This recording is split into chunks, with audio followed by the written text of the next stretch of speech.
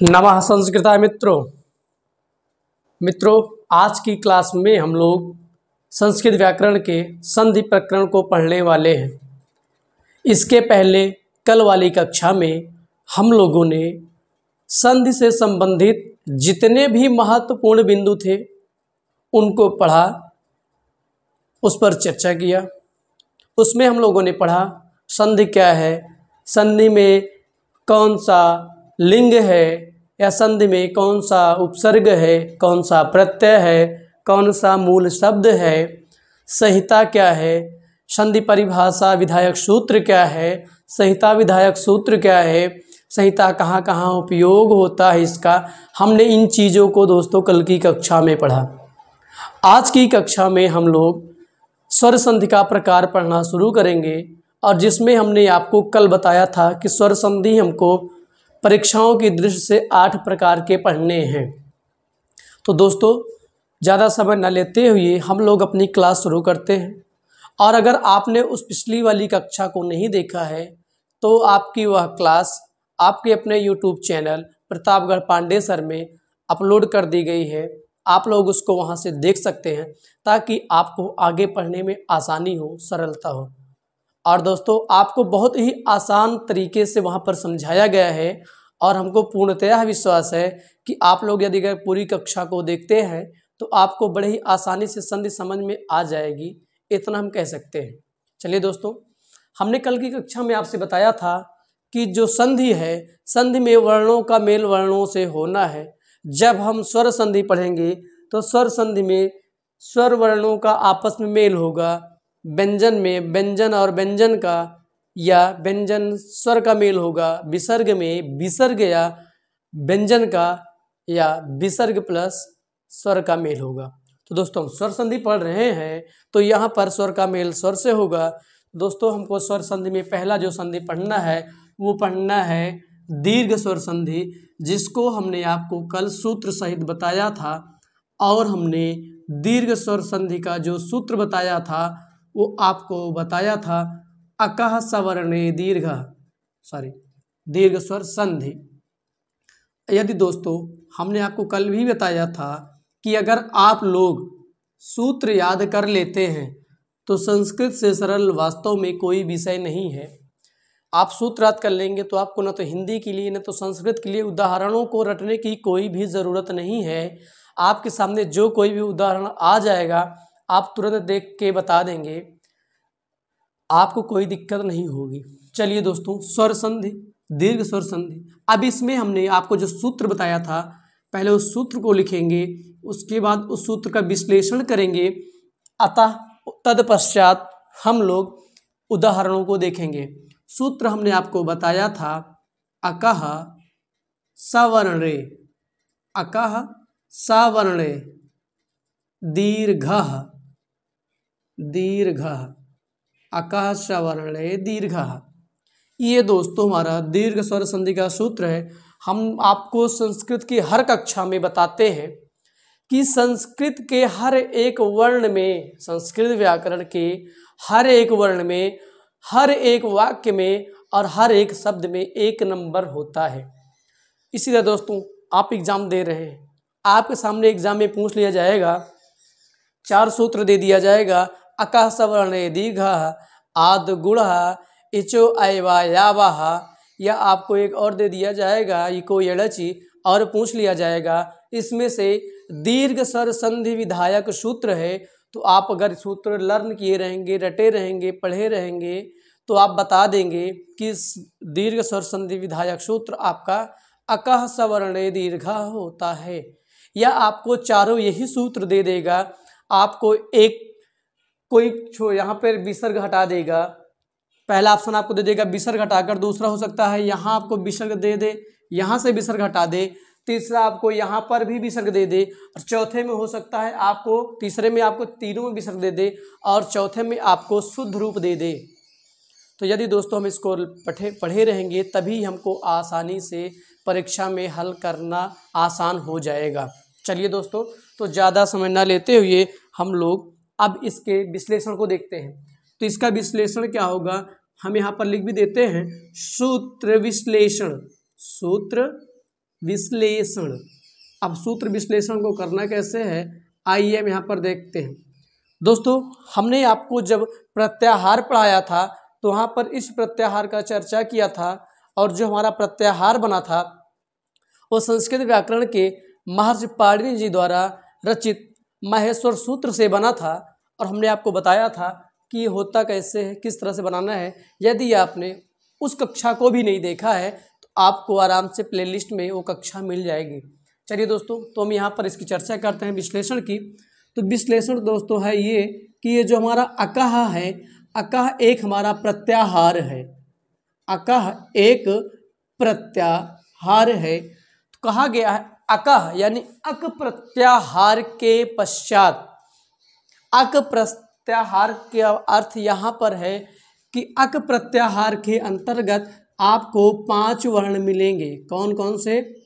आपको मिलेगा ह्रस्व आ, ई, उ, और एक आपको मिलेगा री, और एक मिलेगा री।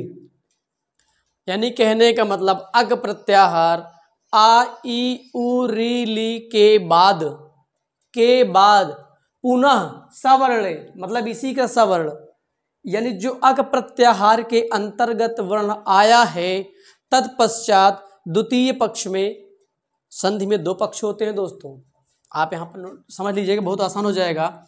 एक होता है हमारा प्रथम पक्ष और दूसरा हमारा होता है द्वितीय पक्ष। पहला तो दोस्तों होता है प्रथम पक्ष, दूसरा होता है द्वितीय पक्ष। और जो हमारा संधि होता है, प्रथम पद का अंतिम वर्ण होता है, प्रथम पक्ष का अंतिम वर्ण होता है, और द्वितीय पद का प्रथम वर्ण होता है। जो संधि होती है इन्हीं 2 वर्णों के मध्य होती है। अब आइए हम लोग सूत्र विश्लेषण देखते हैं। कहा गया है अकः सवर्णे दीर्घ, अर्थात अक प्रत्याहार के अंतर्गत आने वाले, अर्थात जब प्रथम पद का अंतिम वर्ण आ, ई, उ, री हो तथा सवर्ण यानी द्वितीय पक्ष का प्रथम वर्ण, पहले तो प्रथम पक्ष का अंतिम वर्ण इन 5 में से कोई एक हो, तथा द्वितीय पद का प्रथम वर्ण इन 5 में से भी कोई एक हो, लेकिन समान हो, होंगे 5। अर्थात इधर आ आया है तो इधर भी आ आना चाहिए, चाहे वह ह्रस्व हो या दीर्घ हो, ये मायने नहीं रखता, आ होना चाहिए। तब हमारा वहाँ पर उसी का दीर्घ रूप आदेश हो जाता है। इसका विश्लेषण है कि अक प्रत्याहार यानी आ, ई, रू, री के बाद द्वितीय पक्ष में, हम लिख भी दे रहे हैं कि आपको समझने में दिक्कत ना हो, द्वितीय पक्ष का प्रथम वर्ण भी, द्वितीय पक्ष का प्रथम वर्ण भी आ, ई, उ, री होना चाहिए। होने पर उसी वर्ण का दीर्घ रूप आदेश हो जाता है। दीर्घ रूप आदेश हो जाता है। कहने का मतलब दोस्तों, यदि प्रथम पद का अंतिम वर्ण आ हो तो द्वितीय पद का प्रथम वर्ण भी आ होना चाहिए। अब चाहे यह आ ह्रस्व हो या दीर्घ हो, इससे मतलब नहीं है, लेकिन दोनों पक्ष में आ के आने पर आपका दीर्घ आ आदेश हो जाता है।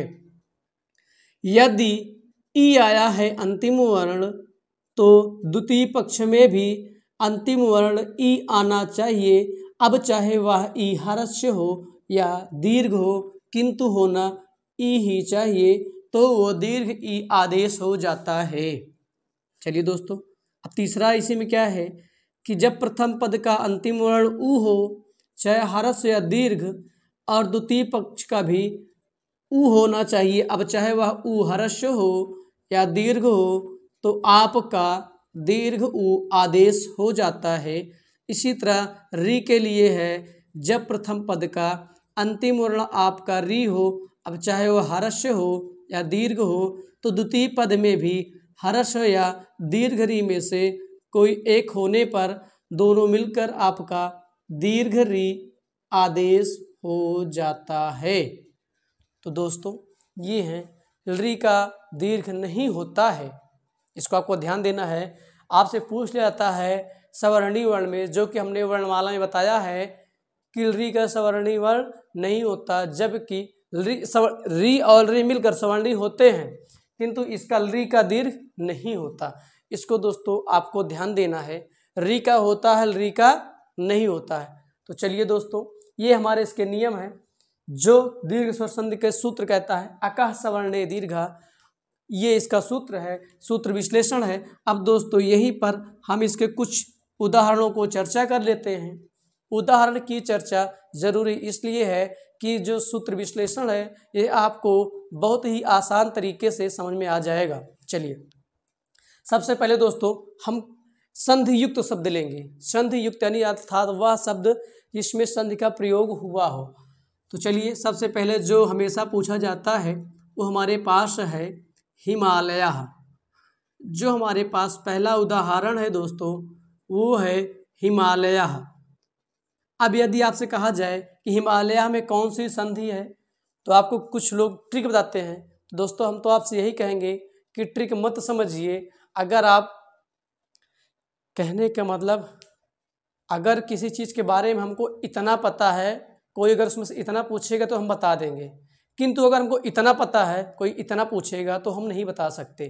तो हमको इतना देखना चाहिए ना कि इतना। चलिए तो दोस्तों आप देखिए हिमालय का अगर कोई संधि विच्छेद पूछे तो करना क्या है, हमने आपको बताया है कि ये संधि युक्त शब्द है। आपको करना क्या है, अगर आप पहली बात तो 3 से 4 तरीके से इसको हल कर सकते हैं।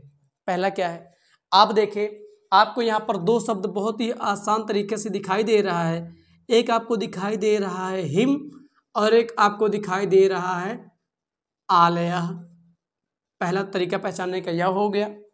दूसरा पहचानने का जो तरीका है बताया गया है कि बीच में आपको दीर्घ आ, दीर्घ ई, दीर्घ उ, दीर्घ री दिख जाए तो आपका दीर्घ स्वर संधि हो जाएगा। तो इस तरीके से भी आप पहचान सकते हैं। 2 तरीका हो गया। और तीसरा आप इसका विश्लेषण करके कैसे करेंगे विश्लेषण, जैसे हमने दोनों शब्द को अलग कर दिया। अभी ये जो शब्द है ये संधि युक्त है, अर्थात इस शब्द में संधि हुई है किंतु इस शब्द में भी संधि नहीं हुई है। अब आइए यही नियम यहाँ पर फॉलो करके देखते हैं क्या लग रहा है कि नहीं लग रहा है। अब अगर यदि आप लोग यहाँ पर देखें तो हिम है, ये आपका ही अलग हो गया और इस माँ से हमने आ को बाहर कर दिया तो आपका यह आ बाहर हो गया। अब माँ आपका पूर्णतया शुद्ध व्यंजन में आ गया।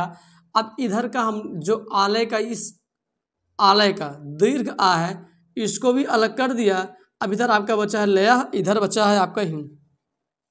और हमने कहा था कि जो दीर्घ स्वर संधि होगा, जो अक प्रत्याहार का वर्ण इधर आए वही अक प्रत्याहार का वर्ण इधर आना चाहिए, चाहे वह दीर्घ रूप हो या ह्रस्व रूप हो, यह माने नहीं रखता, किंतु वर्ण दोनों समान होने चाहिए। और जब दोनों वर्ण आपस में समान होंगे तो इन दोनों को मिलाकर उनका दीर्घ रूप हो जाता है।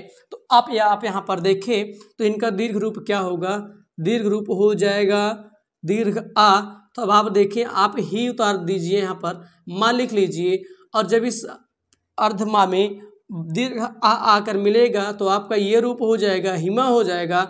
लया यहाँ पर आपका बचा है, आप लया लाकर यहाँ पर जोड़ दीजिए, आपको हो गया हिमालय। तो यह हमारा संधि युक्त शब्द हो गया। और ये जो शब्द था वो संधि विच्छेद था, ये कह सकते हैं संधि विच्छेद था, हमने इसको अलग किया था। विच्छेद का मतलब होता है अलग करना, संधि का मतलब होता है एक करना या योग कर देना या मिला देना। चलिए दोस्तों अब हम यहीं पर दूसरा उदाहरण लेते हैं। दूसरा उदाहरण क्या है, शस्त्रागार। ये आपके एग्जाम की दृष्टि से महत्वपूर्ण है, शस्त्रागार। जो अगला उदाहरण है वो शस्त्रागार। सेम आप इसको भी अलग कर सकते हैं। आप देखें तो आपके पास एक शब्द है शस्त्र और दूसरा शब्द है आगारह। दूसरा शब्द है आगारह, पहला है शस्त्र और दूसरा है आगारह। तो दोस्तों यदि हम इस त्रा का आ बाहर कर दे और इधर का ये आ बाहर कर दे तो ये हर्स्व और दीर्घ आ मिलकर दीर्घ आ आदेश हो जाएगा। तो इधर हमारा गारह बचा है, इधर हमारा शस्त्र बचा है, तो हमने यहाँ पर शस्त्र लिख लिया। और ये जो अर्थ व्यंजन है इसमें दीर्घ आ आकर मिलेगा तो आपका शस्त्रा हो जाएगा। इधर का गारह आप मिला दीजिए, आपका हो जाएगा शस्त्रा गारह। तो दोस्तों आपको क्लास कैसी लगी? यदि आपको क्लास पसंद आ रही हो तो आप लोग वीडियो को लाइक और चैनल को सब्सक्राइब कर दीजिए।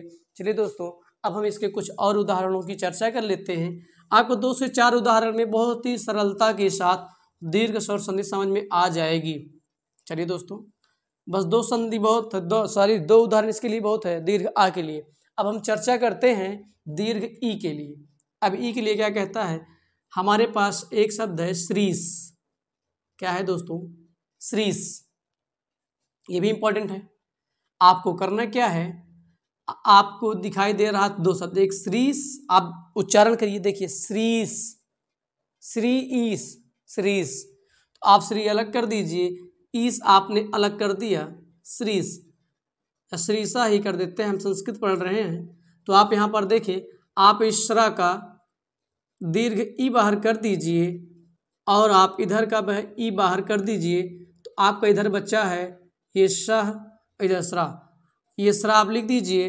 अब इसमें जब ये दोनों दीर्घ ई आपस में मिलेंगे तो यहाँ पर आपका दीर्घ ई आदेश हो जाएगा। तो इसमें आप दीर्घ ई लगा दीजिए, इधर आपका सा बच्चा है, आप यहाँ सा लगा दीजिए, आपको हो गया श्रीसा। इसी तरह हमारे पास एक शब्द है मुनीषा, मुनीषा। अब आप देखिए मुनीषा, आप अगर देखें आपको दिख रहा होगा मुनि, दूसरा आपको देखेगा ईशा। अब मुनि अलग कर दीजिए, ईशा अलग कर दीजिए। अब आप यहाँ देखिए, आपका ये जो ना, हमने ना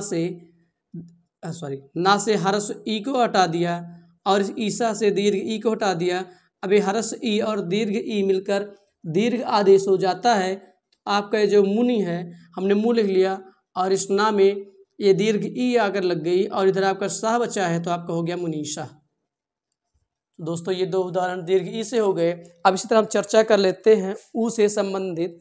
चलिए आइए दोस्तों, चलिए इसी तरह हम ऊ से संबंधित 2 उदाहरणों की चर्चा। उदाहरण तो दोस्तों सिर्फ बताने के लिए है, बाकी अगर आप नियम समझ जाते हैं तो उदाहरण कोई भी हो, कोई समस्या नहीं होगी।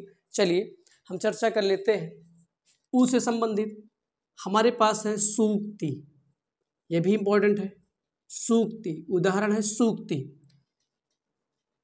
इसका यदि विश्लेषण करें तो हो जाएगा सु धन उक्ति, सु प्लस उक्ति। आप देखें सूक्ति, इस सा से हमने हर्ष ऊ को अलग कर दिया और इस ऊ को अलग कर दिया। इधर आपका बच्चा है कित्ती, इक्ति बच्चा है, इधर आपका सा। अब ये हर्ष ऊ और ये ऊ आपस में मिलकर आपका दीर्घ ऊ आदेश हो जाएगा। इस सा में जब ये दीर्घ आकर लगेगा ऊ, तो आपका दीर्घ ऊ हो जाएगा, ती बचा है, आपका हो गया सूक्ति। देखिए दोस्तों, आपको हो गया सूक्ति। अगला उदाहरण ले ले, वधु धन उत्सव। अब आप देखें सेम उसी तरह इस धा से आप वाक ऊ को अलग कर दीजिए, इसमें से आप ऊ को अलग कर दीजिए, आपके पास बच्चा है इधर सब। अब ये हरस आपके दोनों ऊ मिलकर दीर्घ ऊ आदेश हो गया, आपका बच्चा है वाह, इधर धा। अब इस धा में दीर्घ ऊ आकर लगेगा, आपका हो जाएगा वधु उत्सव बचा है, आपका हो गया उत्सव, वधु उत्सव। तो दोस्तों ये ऊ से संबंधित था। अब इसके बाद हम री से संबंधित कुछ उदाहरणों की चर्चा कर लेते हैं। चलिए दोस्तों, इसमें आप और भी कर सकते हैं। वधूर्जा है, आपका वधूर्जा है, और आपके पास बहुत सा साधुक्तम है, गुरुपदेशा है, विदुदया है, बहुत सारे उदाहरण हैं। उदाहरण लेके हमको कुछ करना नहीं है, बस समझना है कि नियम क्या कहता है। चलिए आप लोग अगर कहेंगे भी तो हम आगे उदाहरणों की और भी चर्चा कर लेंगे। अब यहाँ पर यदि हम री की चर्चा कर लें, जैसे हमारे पास है मातृ ऋण, पितृ ऋण, कृकारा को पूछा जाता हो, त्रिकारा, कृकारा। चलिए दोस्तों, सबसे पहले तो जो रिकारा है उसकी चर्चा कर लेते हैं। हो त्रिकारा और होत्री लिकारा, होत्री धन रिकारा। चलिए ये बहुत पूछा जाता है। और एक पूछा जाता है होत्र धन ऋकारा। जैसा कि हमने आपको पहले ही बताया, री और री सवर्णी होते हैं, तो री के स्थान पर आपका भी री आएगा और इसमें तो ऑलरेडी री आएगा भी, जो कि हमने आपको पहली कक्षा में बताया था। चलिए,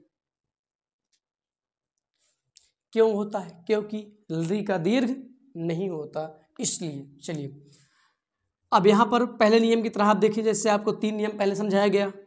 आप इस ता से री को अलग कर दीजिए, आपके री अलग हो गया, इधर से भी आपका री अलग हो गया, कारा बचा है। अब आप यहाँ पर देखें, जब ये री हो जाएगा तो आपका दीर्घ री आदेश हो जाएगा, तो आपका बचा है हो, और ये दीर्घ री का मात्रा हो गया होत्रिकारा, आपका हो गया होत्रिकारा।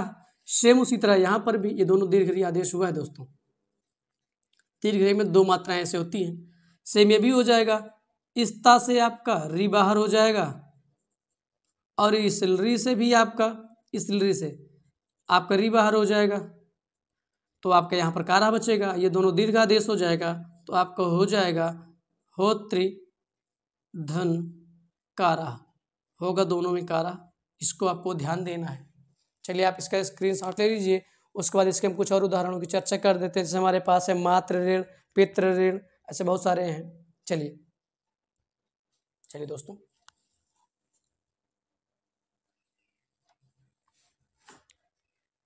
चलिए अब अगला उदाहरण है मातृ धन ऋण, या मातृ ऋण हम कर देते हैं। चलिए, अब इसमें भी आप क्या कीजिए, कुछ मत कीजिए, आप माँ और ये ता एक हो गया है, री आपका बाहर आ जाएगा, तो ये री हमने यहाँ से बाहर कर दिया, और इधर से भी हमने री को बाहर कर दिया, तो इधर आपका बच्चा हड़म। चलिए, अब ये दोनों मिलकर आपका दीर्घ आदेश हो जाएगा, और दीर्घ री आपको पता है ऐसे होती है, ये 2 मात्राएं लगती हैं। तो वह आप यहाँ पर देखिए, आपको हो गया माँ, और ये ता भी अर्ध है। अब जब दीर्घ री आकर लग जाएगा, मात्र हो जाएगा, ऋणम आप कर दीजिए, आपको हो गया मात्र ऋणम। सेम इसी तरह आपको हो जाएगा पितृणम, पितृणम दोस्तों, ये हो जाएगा। चलिए, उसके बाद एक उदाहरण और हम उसकी चर्चा कर लेते हैं। जैसे हमारे पास है मातृ धन ऋकारा, जैसे हो त्रिकारा वैसे मातृकारा। चलिए, अब देखिए, तो सेम हो जाएगा, हरस्वरी, हरस्वरी मिलकर दीर्घ री आदेश हो जाएगा, तो आपका हो जाएगा इधर मातृकारा, मातृकारा।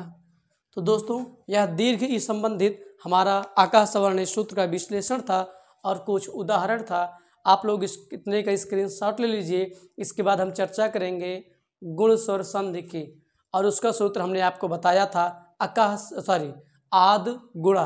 अब आप लोग इसको पढ़ लीजिए, स्क्रीनशॉट ले लीजिए। इसके बाद हम चर्चा करेंगे आद गुणा स्वर संधि की। चलिए दोस्तों, आप लोग इसका स्क्रीनशॉट ले चुके होंगे। अब हम लोग चर्चा करेंगे गुण स्वर संधि की। हाँ दोस्तों, अब हम चर्चा करेंगे गुण स्वर संधि की, कि गुण स्वर संधि क्या कहता है। और हमने आपको गुण स्वर संधि का सूत्र बताया था आद गुणा।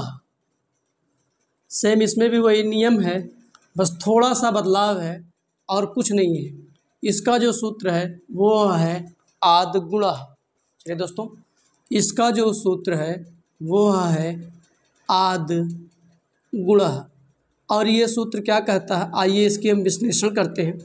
ये सूत्र कहता है, जब प्रथम पद का अंतिम वर्ण, जब प्रथम पद का यानी प्रथम जो पक्ष है उसका अंतिम वर्ण आपका ह्रस्व या दीर्घ आ हो, ह्रस्व या दीर्घ आ हो, और द्वितीय पद का जो, जब प्रथम पद का या प्रथम पक्ष का अंतिम वर्ण आ या आ होगा, अर्थात ह्रस्व या दीर्घ आ हो, तथा द्वितीय पद का प्रथम वर्ण ई और ई हो, अर्थात चाहे दीर्घ हो या ह्रस्व ई हो, तो इन दोनों को मिलाकर ए का आदेश हो जाता है।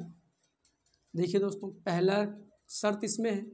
दूसरा क्या है, जब प्रथम पद का अंतिम वर्ण ह्रस्व या दीर्घ आ, द्वितीय पद का प्रथम वर्ण ह्रस्व या दीर्घ ऊ हो तो इन दोनों को मिलाकर, कहने का मतलब चाहे ये हो चाहे ये, सबको मिलाकर यहाँ पर ओ आदेश हो जाएगा।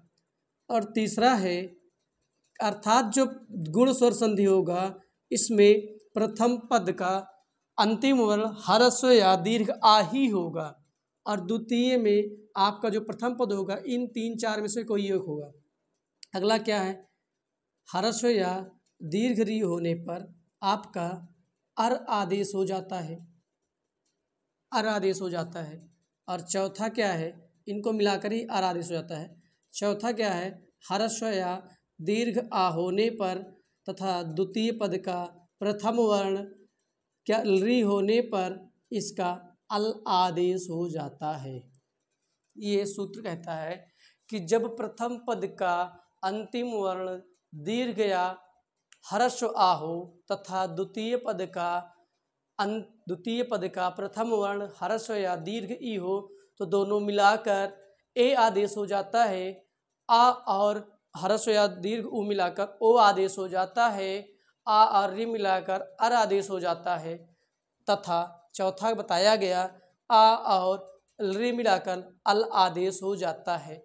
अब दोस्तों हमको इसी उदाहरण को समझना है और अंत में हम आपको इन स्वर संधियों को पहचानने का एक बहुत ही शॉर्ट ट्रिक बताएंगे, लेकिन लास्ट में, ताकि आगे आप पहले तो आप विश्लेषण कीजिए, दिमाग लगाइए, समझिए, और यदि अगर आप उसमें फेल हो जाए तब आप ट्रिक को अपनाइए। चलिए दोस्तों, अब हम ही इसके उदाहरणों की चर्चा करते हैं क्रमशः इन चारों के उदाहरणों के। अब पहला आपको जो नियम पढ़ना है ये पढ़ना है। हमारे पास जो पहला उदाहरण है वो होगा भगवान के नाम से। हमारे पास जो अगला उदाहरण है वो है देव प्लस इंद्र। हमारे पास जो उदाहरण है वो है देव इंद्र। तो आप देखें नियम के अनुसार, अभी इस वा में हम आपको पहले से पता है, वर्णमाला में भी पढ़ाया गया कि जितने भी स्वर हैं, जितने भी व्यंजन हैं, इनका जो शुद्ध रूप होता है वो अर्ध रूप होता है। किंतु जब ये पूर्णतः पूर्ण कब होते हैं, जब इनको किसी स्वर के साथ मिलाया जाता है। आप देखिए वा का उच्चारण करें तो वा के अंत में आपको आ निकल रहा है, वा आ वा। तो आप देखिए यहाँ पर ह्रस्व आ निकल के आ रहा है, तो अब हम इस वा से ह्रस्व आ को बाहर कर दे तो ये इसका शुद्ध रूप हो जाएगा। और इस ई को हटा दीजिए इधर से आप, तो आपका ये आ और ई मिलकर ए आदेश हो गया है। तो यहाँ से आ का, यहाँ से ई का काम खत्म हो गया है। इन दोनों को मिलाकर ए आदेश हो गया है, और इस ए का चिन्ह होता है ये होता है। तो हमको यहाँ पर वही ध्यान देना है। आपका पहला शब्द बचा है दे, हमने दे को लिख दिया। वह आपका अर्ध था, हमने अर्ध वा लिख दिया। अब इस पर इन दोनों को मिलाकर ए आदेश हुआ है, तो यहाँ पर हम ए का मात्रा लगाएंगे तो ये अर्ध का चिन्ह हट जाएगा, आपका देवे हो गया। यहाँ पर अंद्र बचा है, अब यहाँ पर आप इंद्र जोड़ देंगे, आपका हो जाएगा देवेंद्र। ये जो हमारा यहाँ तक शब्द था ये हमारा कह सकते हैं कि विच्छेद रूप था। यहाँ पर ये संधि रूप है, यानी संधि के रूप में है, संधि युक्त शब्द है। दोस्तों ये हमारा गुण स्वर संधि है, बहुत ही सरल संधि है, कोई भी संधि दोस्तों कठिन नहीं है, बस हमको आपको समझने तक की देर है। हम अगर समझ लेते हैं तो कोई दिक्कत नहीं होगी। चलिए हमारे उदाहरण की यहीं पर चर्चा कर देते हैं। चलिए अगला लेते हैं गंगाधन ईशा। चलिए अगला जो हम उदाहरण ले रहे हैं वो ले रहे हैं गंगाधन ईशा। गंगा हम आप ऐसे भी लिखते हैं और गंगा हम आप लोग ऐसे भी लिखते हैं, आप लोग देख लीजिएगा, ऐसे भी लिखते हैं, चाहे जो रूप आप लिख लीजिए, आपको पता होना चाहिए। गंगाधन ईशा सेम वही नियम। अब आप इस गंगा से आ अलग कर दीजिए और इधर से भी आप ई अलग कर दीजिए, तो आपका दोनों मिलाकर हो जाएगा ए। तो आपके इधर बचा है गंगे, आपको हो जाएगा गंगे। ये जो गंग बचा था हमने गंग लिखा, अब यहाँ का आपका ये ए आके लिख जाएगा तो ही हो जाएगा, नहीं तो भी यहाँ वही चिन्ह होता पहले जैसा, जितना आपको भी पता है, इसको हम जान रहे हैं। तो यहाँ पर हो गया गंगे और यहाँ पर आपको बचा सह, आपका दोस्तों हो गया गंगे सह। सेम इसी तरह हमारे पास अगला उदाहरण है ना धन इयम। ना धन इयम। अब आप यहाँ पर देखिए आपके पास जो अगला उदाहरण है ना धन इयम। आप इसका स्क्रीनशॉट लीजिए, इसके बाद इसको हम ऊपर लिखेंगे, इसके बाद इसका बताएंगे विश्लेषण। चलिए दोस्तों, आप इतना एक स्क्रीनशॉट लीजिए तब तक। चलिए अब इसको मेरे चलिए साइड में लिख देते हैं।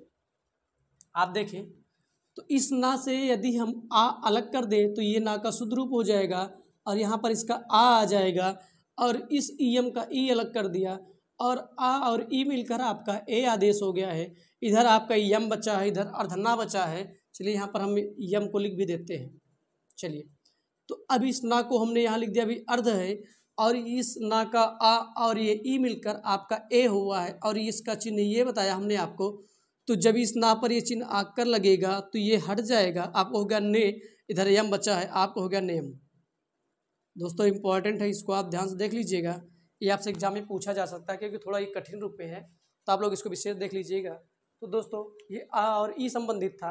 अब इसके बाद हम आ और उ संबंधित उदाहरणों की चर्चा करेंगे। आप लोग इसका स्क्रीनशॉट ले लीजिए।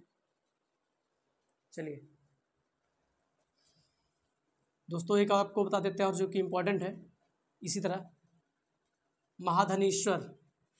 अगला जो हमारे पास है वो है महाधन ईश्वर। इम्पोर्टेंट है इसलिए आपको बता दिया जा रहा है। अब आप देखिए इस हा का आ हमने बाहर कर दिया और इस ई को भी बाहर कर दिया, ये हमारा बाहर आ गया, और इधर हमारा बच्चा है स्वर और इधर हमारा बच्चा है मह। अब आप देखिए, और हमने आपको बताया है आ और ई आपका मिलकर ए आदेश हुआ है सूत्र के अनुसार, तो आपका ए अलग हो गया। चलिए अब यहाँ पर आपका जो माँ बच्चा है, हा बच्चा है, अब हा में आप ये मात्रा लगाएंगे तो ये जो अर्धरूप है ये इसका हट जाएगा, इसको हमने हटा दिया मात्रा लगाकर। अब आपका स्वर बच्चा है, हमने यहाँ पर स्वर जोड़ दिया। अब यदि आपसे कोई पूछे कि महेश्वर में कौन सी संधि है, तो आप लोग आसानी से बता देंगे कि महेश्वर में गुण स्वर संधि है। चलिए मित्रों, अब आप लोग इतने के स्क्रीनशॉट लीजिए, हम लोग चर्चा करेंगे उ संबंधित नियम की कि हमारा उ कैसे होगा। चलिए आप लोग इसका स्क्रीनशॉट लीजिए। चलिए अब हम चर्चा करते हैं अगले उदाहरण की। चलिए अगला जो हमारे पास उदाहरण है पिन धन उरूह। पिन धन उरूह। चलिए दोस्तों अब आपको क्या करना है, इधर आपका पी है तो पी जैसे वैसे लिख दीजिए, इस ना से आप आ अलग कर दीजिए और इधर से ऊ अलग कर दीजिए, और इधर से आपका आ और ऊ मिलकर आपका आदेश ओ हुआ है, आप ओ कर दीजिए। इधर रू बचा है, आप रू को लिख दीजिए। चलिए इसको मैं नीचे लिख देता हूँ ताकि दिक्कत ना हो, ये रू लिखा रहने दो, ये आपका ओ हो गया है। चलिए अब देखिए आपका पी था, हमने पी लिख दिया, और ना था अर्धना लिख दिया। अभी आ और ऊ मिलकर आपका आदेश ओ हुआ है तो हमने ओ लिख दिया। अब इसको हटा दिया क्योंकि पूर्ण हो गया, इधर रूह बचा था, हमने रूह लिख दिया, आपको हो गया पिनोरूह। इम्पॉर्टेंट है, एग्जाम में पूछा जाता है। आप इतने के स्क्रीनशॉट लीजिए, आगे हम कुछ और उदाहरणों की चर्चा करते हैं।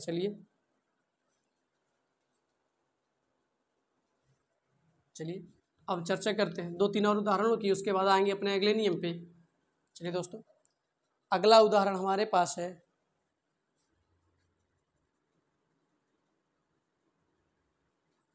गंगा धन उदया। गंगा धन उदया। अब आप इसको देखें, नियमतः आपका गंगा है, हमने गंगा लिख दिया, इसका आ अलग कर दिया, तो आपका यहाँ पर इसका आ गया, इधर आपका ऊ अलग कर दिया, और यहाँ पर आपका बचा है दया, हमने उसको लिख दिया। आ और ऊ मिलकर आपका ओ आदेश हुआ है, तो हमने यहाँ पर ओ लिख दिया। अब इधर आपका जो गंग बचा था, आप इस गंग को लिख लीजिए, आपको हो गया गंग। अभी यहाँ पर ये अर्ध है तो हमने अर्ध लगा दिया है। आ और ऊ का यहाँ आपको मिलाने से आपका गंगो हो गया है, तो हमने लिख दिया, इस अर्ध को हटा दिया, आपका दया बचा है, आप दया जोड़ दीजिए, आपका हो गया गंगोदया। चलिए दोस्तों अगले उदाहरण की चर्चा करते हैं। अगला उदाहरण क्या है, जलोर्मी। जल धन ऊर्मी, जलोर्मी। चलिए देखिए, अब आप देखिए इस जा को लिख दीजिए, ला को भी लिख दीजिए, इस ला से आ को बाहर कर दीजिए, इधर आपका ऊ हो गया है, ऊ को भी आप बाहर कर दीजिए, आ और ऊ मिलकर आपका ओ आदेश हो जाता है। और इधर आपका जो बच्चा है मी बचा है, आप इसको लिख दीजिए।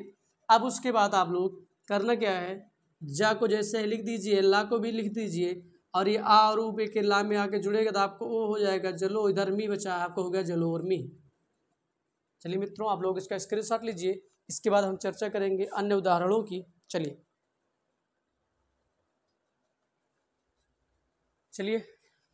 एक उदाहरण और है इम्पॉर्टेंट, उसकी भी चर्चा कर देते हैं। उसके बाद हम आएंगे अगले, जो हमारा अगला पॉइंट है, अगला नियम है। चलिए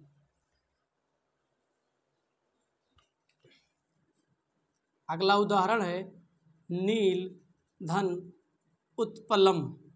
चलिए दोस्तों, नील धन उत्पलम नियम के अनुसार आप नील के ला से आ को अलग कर दीजिए और इधर ऊ को अलग कर दीजिए, तो इधर आपका बचा है तपलम, तपलम बचा है।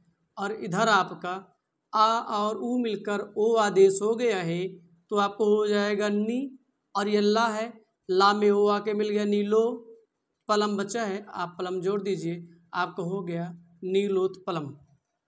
चलिए दोस्तों, अब हम चर्चा करेंगे तीसरे बिंदु की। तीसरा बिंदु क्या है, आ और रे मिलकर अर कब आदेश होता है। चलिए दोस्तों, अब हम अगला नियम पढ़ते हैं। चलिए अब हम तीसरे बिंदु पे आ गए हैं। तीसरा बिंदु का उदाहरण क्या है, हमारे पास है वेद धन ऋचा, वेद धन ऋचा। चलिए अब आप इस वे को वैसे लिख दीजिए, ये दा है, दा को लिखकर इसमें से आ को अलग कर दीजिए, आ अलग हो गया। इधर आपका री है, इस री को अलग कर दीजिए, और इधर आपका चाह बचा है, आप चाह लिख दीजिए। और आपको पता है आ और री मिलकर आपका अर आदेश हुआ है, तो आपका यहाँ बचा क्या है, वे बचा है, दा बचा है। अब आपका अर आदेश हुआ है, इस दा को जो अर्ध था ये आ के आ इसमें मिल गया, आपको हो गया पूरा दा वेद हो गया। चा बचा है, आप चा जोड़ दीजिए, और चा आपका ये ऊपर आ जाएगा, अर्धरा जो है ऊपर रेफ बन के आ जाएगा, आपको हो जाएगा वेदरचाह, वेदरचाह। तो दोस्तों ये इंपॉर्टेंट है, इसलिए आपको इसको विशेष रूप से ध्यान देना है। ये जो आ है इस दा में आके मिल जाएगा, दा का पूर्ण रूप हो जाएगा, और ये जो अर्धरा बचता है आपका रेफ बनकर ऊपर चला जाता है, तो आपको हो जाता है वेदरचाह। आप इसका स्क्रीनशॉट ले लेना चाहे ले लीजिए। उसके बाद हम कुछ और उदाहरणों की चर्चा करते हैं। चलिए अगला उदाहरण है, बहुत विख्यात है, सप्तधन ऋषि, सप्तधन ऋषि। सेम उसी तरह सप्त के ता से आ को अलग कर दिया गया, इधर ऋषि के री को अलग कर दिया, और आपका इधर सी बचा है, हमने सी लिख दिया। अब आपका आ और री मिलकर अर आदेश हो गया है, तो आपका बचा क्या है, सप्त, और इस ता में ये आ आकर मिलेगा, ये आपका सप्त पूर्ण हो जाएगा, और ये आपका सिंह पूरा जैसे है वैसे लिखा जाएगा। सॉरी, ये आपका सिंह जो था हमने उसको लिख दिया, आपका रेफ बचा है, और रेफ यहाँ पर आके लग गया। चलिए दोस्तों, और रेफ की जो मात्रा लगती कहाँ है, जहाँ पर पढ़ा जाता है, जहाँ पर उसका उच्चारण होता है, उसके अगले वाले शब्द, सॉरी उसके अगले वाले वर्ण पर लगता है। सप्तर ता के बाद अर आ रहा है, तो यहीं पर ये उच्चारित हो रहा है, इसलिए और नियम क्या है कि अगले शब्द पर अगले वर्ण पर लगता है, तो इसीलिए अगले वर्ण पर लगा है। इसी तरह अगला उदाहरण है महर्षि। हमारे पास अगला उदाहरण है महाधन ऋषि, तो नियमतः सेम वो भी ऐसे हो जाएगा, इसका आ बाहर आ जाएगा, इसका री बाहर आ जाएगा, दोनों मिलकर अर आदेश हो जाएगा, और आपका जो संयुक्त बनेगा वो बनेगा महर्षि। तो दोस्तों ये इसके उदाहरण थे।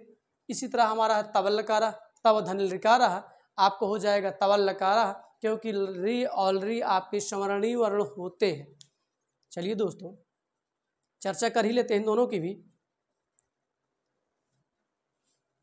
चलिए अल का भी चर्चा कर लेते हैं, 3 हो गया है। बहुत ही सरल संधि हैं दोस्तों, संस्कृत बहुत ही सरल विषय है आपस में। चलिए अगला जो हमारे पास उदाहरण है वो है तव धन लिकारा, तव धन लिकारा।